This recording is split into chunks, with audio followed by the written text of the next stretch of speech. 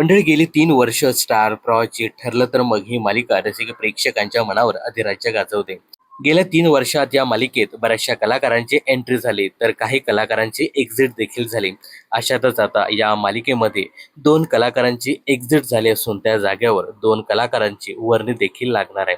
यामध्ये नागराज किल्लेदारच्या मुलाची भूमिका म्हणजेच राकेश किल्लेदारची भूमिका यापूर्वी अभिनेता अपूर्व रांजणकर साकारत होता. पण गेले वर्षभर राकेश किल्लेदार हे पात्र मालिकेत दिसलं नाही. आता नागराज जेलमध्ये गेल्यावर राकेशची मालिकेत एंट्री होणार आहे. पण राकेश किल्लेदारची भूमिका आता दुसरा अभिनेता साकारताना दिसणार आहे. अभिनेता सुप्रीत कदम हा राकेशची भूमिका साकारताना दिसणार आहे.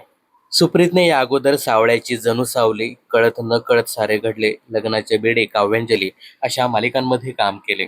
याखेरीज गेल्या काही दिवसापासून साक्षी शिकरे ही देखील या मालिकेत दिसत नाही.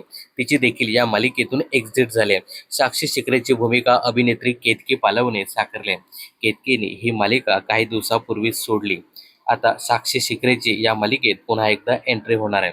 आता केतकीच्या जागेवरती साक्षी शिकरेची भूमिका साकारण्यासाठी नव्या अभिनेत्रीची एंट्री होणार आहे. आता ही नवीन अभिनेत्री कोण असणार हे पाहणं खूपच इंटरेस्टिंग ठरणार आहे. तर ठरलं तर मग या मालिकेत 2 कलाकारांची एंट्री होणार आहे. राकेशचे पात्र अभिनेता सुप्रीत कदम साकारताना दिसणार आहे. तर साक्षी शिकरेच्या भूमिकात कोणती अभिनेत्री झळकते हे पाहणं खूपच इंटरेस्टिंग ठरणार. तर या 2 नव्या एंट्रीबद्दल आणि एकंदरीत या मालिकेविषयी तुम्हाला काय सांगायचं हे कमेंट्स करून नक्की सांगा.